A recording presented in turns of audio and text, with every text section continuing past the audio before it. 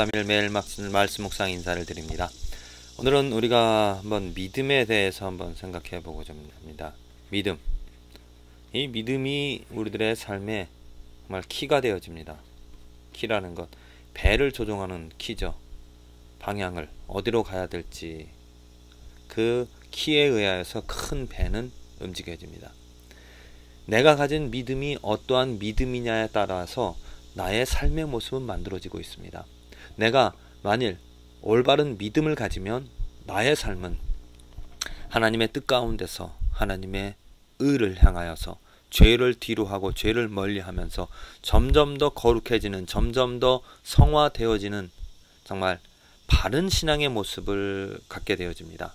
그런데 나의 믿음이 조금이라도 잘못된 믿음이라면 나는 여전히 죄 가운데서 살아가는, 그냥 일반 사람들과 별반 구별되어지지 않는, 똑같이 죄 가운데 죄의 노예가 되어져서 죄를 짓고 싶지 않아도 그냥 죄에 굴복되어져서 죄를 범하며 살아가는 삶의 모습을 나타내고 있습니다. 그래서 내가 정말 바른 믿음을 가졌는지 아니면 잘못된 믿음을 가졌는지 내 삶을 점검해 보면서 내가 정말 바른 믿음을 가질 수 있도록 우리는 그 믿음을 달라고 하나님께.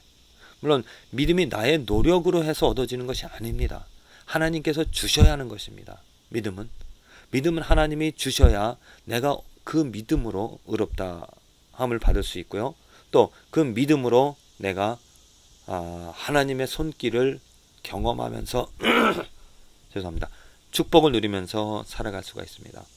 우리 주위에 얼마나 많은 크리스찬들이 잘못된 믿음을 가지고 착각하면서 잘못된 믿음을 가지고 있으면서도 죄악 가운데 죄의 노예가 되어서 살아가면서도 그 죄에서 자기는 자유함을 얻었다라고 말하며 살아가고 있는지 모릅니다. 얼마 전에 정말 큰 교회 목사님이 큰 아주 범죄함, 성추행을 하고 교회를 떠났습니다. 그런데 몇 개월 뒤에 자기는 용서함 받았다라고 하면서 새롭게 교회를 시작하고 또 많은 사람들이 또 그것으로 몰려가는 그런 모습을 보면서 정말 우리들의 삶에 우리들은 완전하지 못하다라는 그런 어떠한 그 불완전한 인간의 한계, 그리고 어떠한 죄도 예수 그리스도의 이름으로 용서함을 받을 수 있다라는 그런 신학적인 또 자신의 믿음, 그러한 것들이 잘못된 어떤 신학 지식들이 사람을 그렇게 정말 죄와 타협하게 하고 또 죄 짓는 일을 당연시 여기면서 살아가게끔. 또 정말 극단적인 예는 또 무엇입니까? 정말 요즘 인터넷에도 많이 그 영상이 떠돌고 있는데 두 자녀를 한강에 던지고 나서 인터뷰한 내용입니다.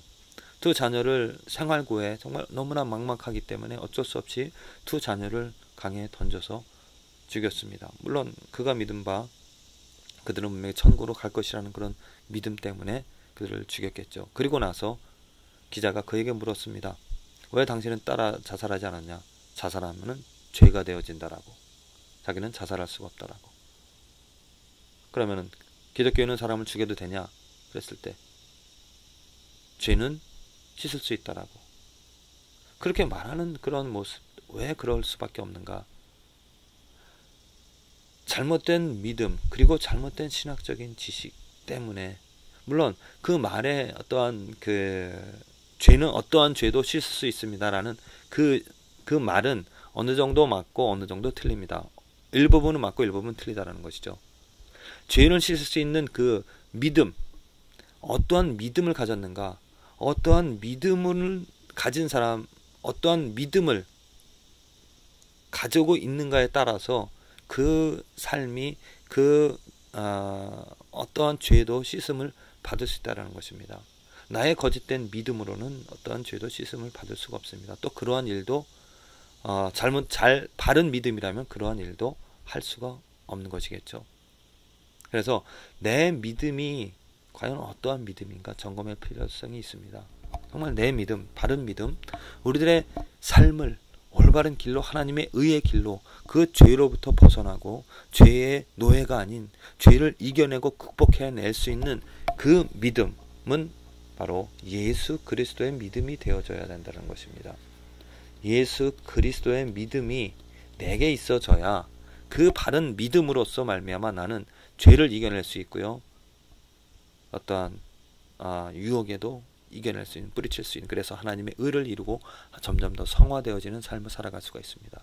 내가 가지는 내의 믿음, 내 안에서 내 노력으로 내 지식으로 갖게 되어지는 나의 믿음으로는 이런 죄의 거룩함을, 죄를 이겨낼 수 있는 거룩함, 하나님의 의를 이뤄내는 것과는 거리가 멀어집니다. 그래서 나의 믿음으로는 날마다 정말 발전되지 못하는, 성장해내지 못하는, 열매가 없는, 예수님께서도 열매를 보고 판단을 하라라고 하셨습니다. 열매를 보고. 그 열매는 오직 예수 그리스도의 그 바른 믿음이 있을 때 열매를 거두게 해줬습니다. 나의 믿음은 어느 정도 뭔가 쌓아지는 것 같다가도 금방 어려움이 닥칠 때 무너지는 모래성과 같은 그런 모습이 되어지죠. 오늘 로마서에 대해서 믿음의 법칙에 대해 나오고 있습니다. 로마서에 기록되어진 말씀이 곧 이때 자기의 의로우심을 나타내사 자기도 의로우시며 또한 예수의 믿음 가진 자입니다. 이게 성경, 지금 다른 성경 번역은 어떻게 나와 있죠? 제가 잘 기억을 할 수가 없는데, 저는 번역을 예수의 믿음 가진 자를 의롭다 하려 하심이니라 이렇게 번역을 합니다. 왜냐하면 그 헬러 원역이 소유격으로 되어져 있습니다. 믿음, 예수의 믿음입니다. 예수의 믿음 가진 자를 의롭다 하려 하심이니라. 그런즉 자랑할 때가 어디 있느뇨? 있을 수 없느니라. 무슨 법으로냐? 행위로냐? 아니라 오직 믿음의 법으로니라. 이 믿음의 법으로 의롭다함을 얻을 수가 있습니다.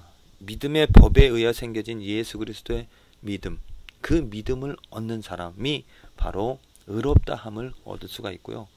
그 의롭다함을 얻은 사람은 모든 죄로부터 자유함을 얻은, 그래서 물론 죄를 안 진다는 이야기는 아닙니다. 죄를 극복해낼 수 있는 힘을 얻었기 때문에 죄를 이겨낼 수 있다는 거죠. 그래서 예수의 믿음 가진 그 상태, 예수의 믿음 얻기를 우리는 구해야 되는 것입니다. 믿음의 법이 무엇입니까? 로마서 1장에 나와 있듯이 믿음으로 믿음에 이른다라고 했습니다. 예수 그리스도의 그 믿음으로 말미암아 우리들은 그 믿음을, 이제 나의 믿음이 없어지고 예수 그리스도의 믿음으로 온전히 성장해 나가고 성화해 나가는 것이죠. 또 의인은 오직 믿음으로 살아간다라고 했습니다. 의인으로서 살아갈 수 있는 그 믿음은, 오직 그 믿음은 예수 그리스도의 믿음이 되어지는 것이죠. 그래서 내가 가진 믿음의 능력이 무엇인가? 나는 어떠한 믿음으로 나의 삶이 인도되어짐을 받고 있는가? 한번 점검해 보면서 정말 그냥 내가 나의 믿음을 가지고 살아가는 삶이 아니라 예수 그리스도의 믿음으로 정말 하나님께 옳다 인정함을 받고 예수 그리스도의 믿음 때문에 내 삶이 거룩해지고 성화되어지는 그 축복을 우리들은 누려야 될 것입니다. 하나님께서 주시는 선물입니다. 뭐 내가 잘해서 내가 어떠한 행위를 통해서 얻어지는 것이 아니라 하나님이 선하신 하나님께서, 자비로운 하나님께서 그 믿음을 그냥 넣어 주시기 때문에, 공짜로 그냥 선물로 주시기 때문에 우리는 그 믿음을 선물로 받아들여서 선물로 주신 하나님의 은혜로 말미암아 하루하루 그 믿음의 능력으로, 믿음의 결과로, 믿음의